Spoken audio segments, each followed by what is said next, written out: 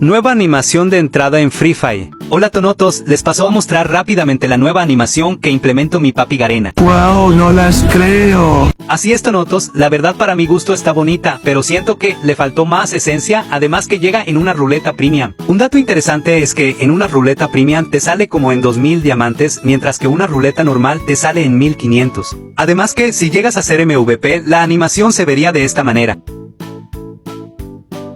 Y al llegar al equipo, de esta manera. Bueno Tonotos, eso fue todo el día de hoy, nos vemos, los quiero y bye.